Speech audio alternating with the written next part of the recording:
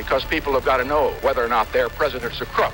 Well, I'm not a crook. I told the American people I did not trade arms for hostages. My heart and my best intentions still tell me that's true, but the facts and the evidence tell me it is not. I did not have sexual relations with that woman. There will be no lies. We will honor the American people with the truth and nothing else.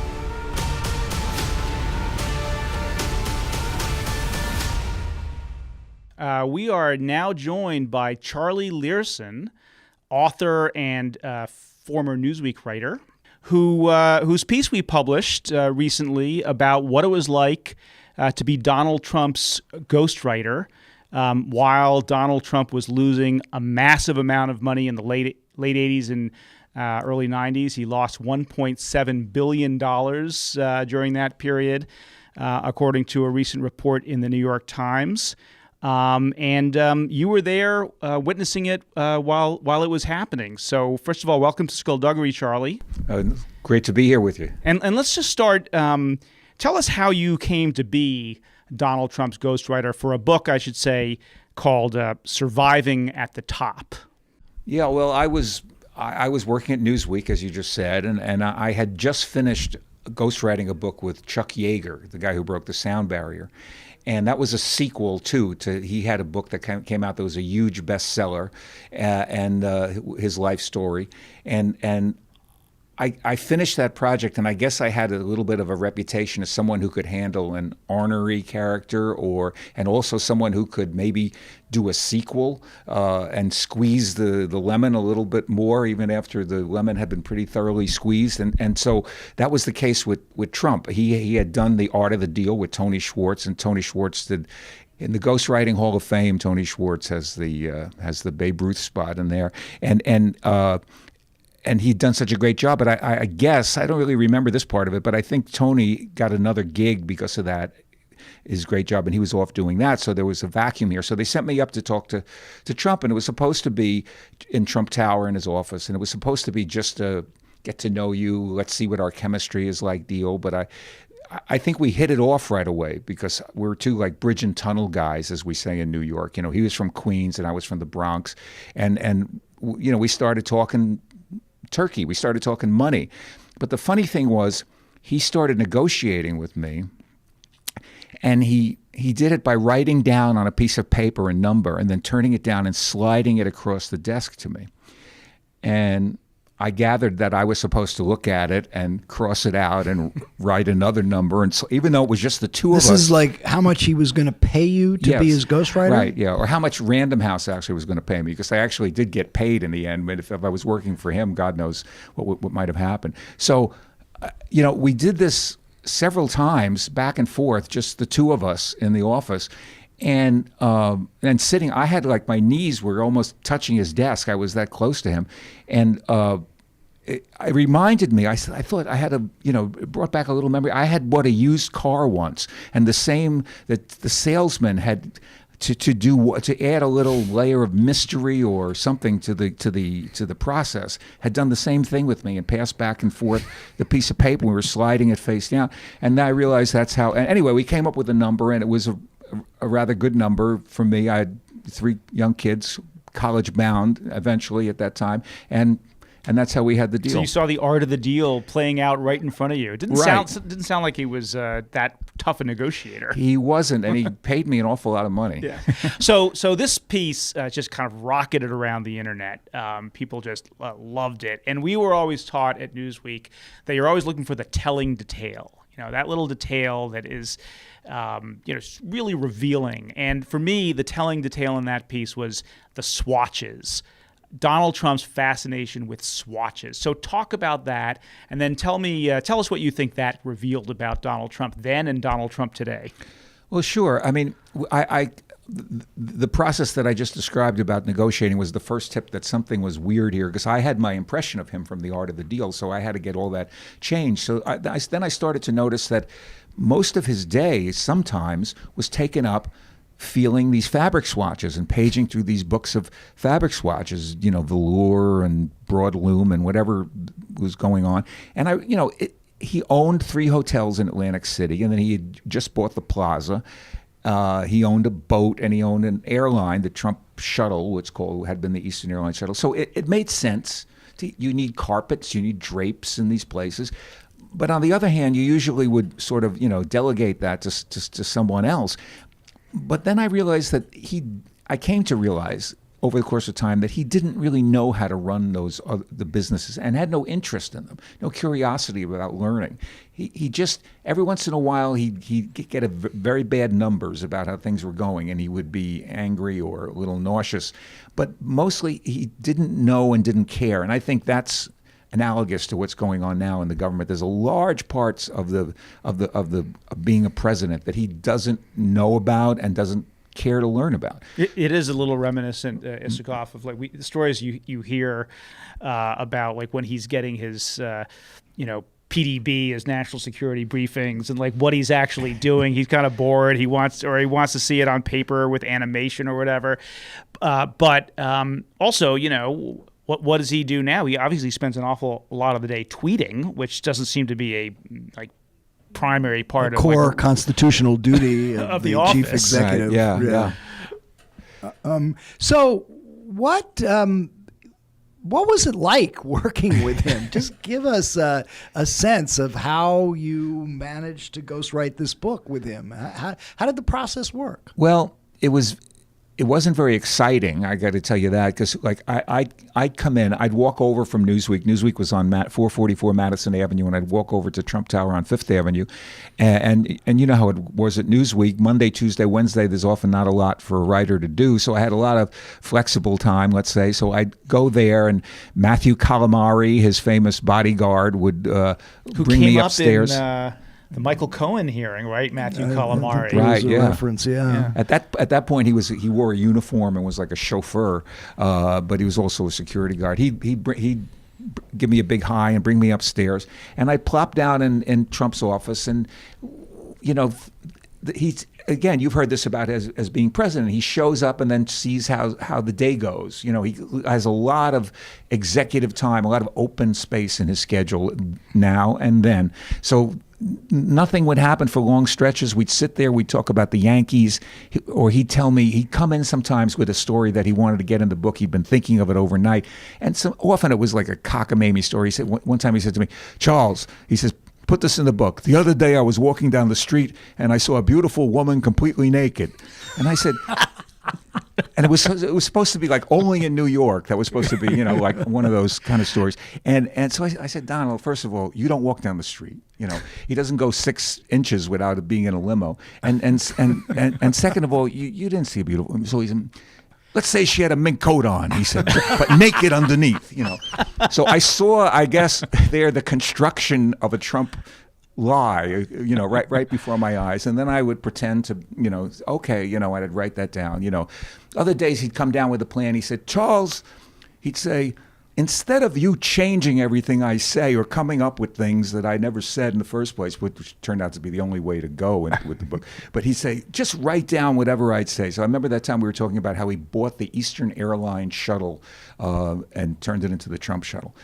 So I just became a secretary, and I wrote down everything he said, and then the next session I showed it to him, and every other paragraph practically began with "lo and behold from out of the blue," So I sort of had those underlined, and I showed him that it might be better to be have a little bit use my abilities, such as they were, to help him. So that's it. He'd have these plans. He'd talk about that. He'd show me. One time he said to me, basically, just imagine a day with a lot of empty space, and then we'd be sitting there. Sometimes a celebrity would wander through. Bob Hope came in one time and chit-chatted with him. Why, I don't know. Dennis Conner, the guy from the America's Cup yacht races, came by. Trump didn't know anything about yacht racing, or his yacht was more like an ocean liner. And so that was how the day went. What was the point of the book? The point of the book was, I guess, to the market demanded another book after The Art of the Deal, and it was such a bestseller. And if you put yourself back in the time, it wasn't a political book. It was a book that, for dads and grads. It was one of those kind of books that people gave to someone they loved. No one was snickering at that book at the time, and it was such a big bestseller that there had to be a sequel, and it was up to those who were involved. So what was the conceit? The conceit was just deal to deal to deal. There was a chapter about the Plaza Hotel. There was a chapter about the Trump shuttle. There was a chapter about the yacht. I don't even remember when you guys called me to do this and do the story. I didn't own a copy of the book, that I co-wrote with him because. You say it wasn't a political book, but in that period, did he talk politics? A little bit, and somebody reminded me on the side, we never actually got into this, but this was during the time of the Central Park 5 ad that he took out, demanding that those guys be prosecuted, and they were innocent. So there was a seed of evil in him that was starting to sprout, I think. But what I saw mostly, and I don't mean to say this to balance him out or anything, but it was like a goofy guy from Queens, and he didn't really talk politics much. If somebody got in trouble with some kind of sex scandal, he would say, "Oh, that's a shame." Because, why we lose a good man, if what difference does it make? We should be more like France. I remember I was impressed by that he knew that the French were perhaps more tolerant of sex scandals. Of a libertine. Yeah, but, he didn't really have a consistent philosophy about politics. And if anything, he drifted sort of to the left slightly, maybe. A lot of people have noted what they perceive as intellectual deterioration in Trump from then, when he could speak in complete sentences that are coherent, right, were coherent, that seemed to make sense, to a lot of the gibberish you hear now. Do you see that? I definitely do see it. And I've noticed it a lot, and I noticed it even in clips going back to 2 or 3 years that he was better. He was, of course, no more informed about anything. I once went with him on a trip to Brazil because he hated to go because he hated to leave his office, but he was schmoozing a big gambler who down there. And we went down there, and he stood up at a luncheon, and he said, "First of all, I'd like to compliment you people on the way you speak Spanish." He said this was his opening gambit, which on several levels, like man of the world, right? It's not the Spanish club in high school that he thinks that's their native language, and he's complimenting people on the way they speak their natural native language, and then he got the language wrong, of course, and then someone pulled on his sleeve and whispered in his ear, it must have said it's Portuguese, Donald, and he stood up and he said, Portuguese is just kind of a hip swing in Spanish, right? And the cringing, he was already causing cringing even then, Yeah. Did you like him? I liked it. We got along. Yeah, I liked him, but I didn't seek out his company exactly. Sometimes he would invite me to something and I'd come up with an excuse. I didn't think he was evil, and I didn't think he was awful, and now I think he's evil and awful. So I guess I liked him better then. Yeah. Was it weird, surreal? How would you describe how you saw him? It was weird having this other vision of the other world was still viewing he was the guy from The Art of the Deal to the rest of the world, even to smart people. That's all they had. He looked relatively normal. He spoke relatively normal. His hair did not look like the Sydney Opera House yet. So he was. But meanwhile, I was seeing this guy who was also very lonely. One time he said to me at the end of a long day of just sitting around doing very little, both of us, he said, "You want to go to the Yankee game?" And I just on the spur of the moment, I begged off, not because I hated him or I thought, it was going to be great seats and all, but I just went home. I lived on the Upper West Side, and I wound up turning on the Yankee game that night. And at one point they say, "Hey, look who's here," and the camera pans down, and there's Donald Trump with Matthew Calamari, his bodyguard, who was going to be there anyway, and no one else. You know, he couldn't get Donald Trump, even at the height of his 1980 late 80s fame, couldn't get anyone to go to the Yankee game with him. And I think that was the story of his life. He really had no friends, and people in the real estate business hated him. So that he had some enemies and no friends. One thing I wonder about him is he spent so much time cultivating his image as the great businessman, and did he have an imposter syndrome at all? I mean, was he worried that he was going to be found out, or was he not self-aware enough to have an imposter syndrome? How did he balance the image and the press and the reality of sitting around feeling swatches? Yeah, I've wondered about that myself. I think the secret is that, as I said in the piece that I did for you guys, that his greatest talent was for compartmentalizing. So he quickly put things in a box and put them in a way. I don't think he ever felt like an imposter, and it's hard to tell what he feels like. The thing I try to tell people, you never met a man like this. He's unique. He's so profoundly dumb, and when he has an instinct that's so profoundly off, that I'd never met anyone else like him. You know, I've seen, and right-wing extremists and all that. It's not exactly that. It's something else. It's the profound dumbness is at the center of it. And yet, there is a political genius there. I mean, a guy who, he marched through the Republican primary, got the nomination, can still go out and give speeches and get these audiences all crazed up. He could speak for endlessly. He has a genius for tagging people, for finding the vulnerability of his foes. I mean, there is a duality there. I don't know if it's a duality. I don't think it's a genius. I think it's more like the stop clock being right twice a day syndrome. He's occasionally gets it right. But I mean, look, he defeated foe after foe in those Republican primaries, shot them down, destroyed them, marched to the nomination that nobody thought he had any chance of getting, and then wins the election. So, there's something there that is beyond a complete Dumbo. I don't agree. I think he just did one thing correctly, and that's what? Which is he tapped into racism. That's the one thing he did that has worked for them, and that explains everything else that's happened, including his march to the Republican nomination and march to the White House.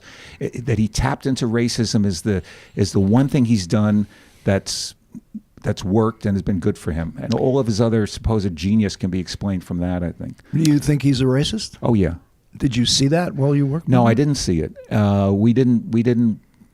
didn't see any examples of that, although this was a time when he and his father were, denying housing, to minority people, and he was taking out the Central Park 5 ad. I didn't see it, but that's not a defense of him. It's just that we never got two white guys sitting around. We never got on that subject.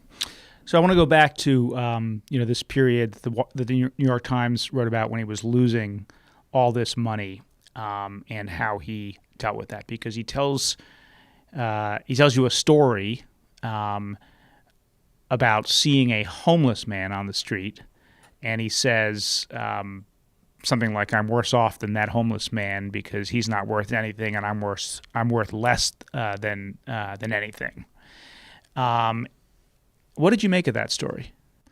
Well, I was struck by it at the time, and then I put it in, as I say, in our piece, that I put it in the introduction to the. We were hastily making revisions, so I thought it might work as an admission of him getting sobered up by what was happening to him a little bit, and make things current. But he very much disliked it when he saw it, and it was a rare moment when I actually was reminded that occasionally he would dip into his own book and read a few pages of it because he called me at home, and it was a Sunday night, I remember, and I picked up the phone and he said, "This is Donald Trump," and he was like giving me his tough guy, I'm really angry voice, which would make people, including his wife at that time, quake and shake. I saw that dynamic going on when he made her the president of the Plaza Hotel. So he didn't like that, and he wanted it out. He told the story. Maybe he was trying it out.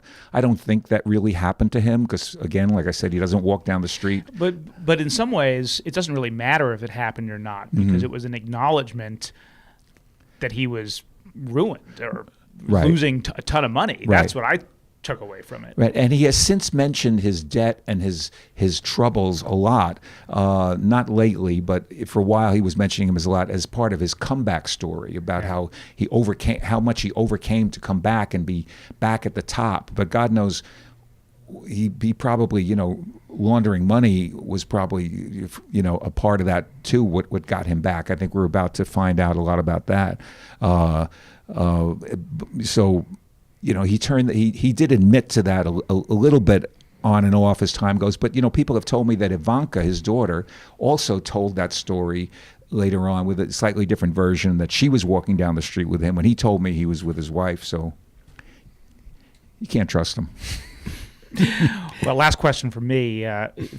Fundamentally, the same person then as he is now? Yes, except, as Michael says, a little bit slower in the brain, slower on the uptake, thicker of speech, sort of clotted in the brain a little bit more in terms of words and all, but basically very much the same person, the person who doesn't know what's going on and doesn't want to know. And if somebody had told you back then that this guy was going to be president of the United States, would not have believed it. Some people would say that it's almost like a reflex reaction, like his book did so well, he's such a golden boy, you ought to run for president, but no one took that seriously. I think America had higher standards in the 80s and the early 90s than we do now. Well, on that depressing thought. But it's a great piece, and we love having your perspective on Yahoo News, and hope to have you back on the podcast. Thanks for coming on. Thanks so much. It's been fun. All right.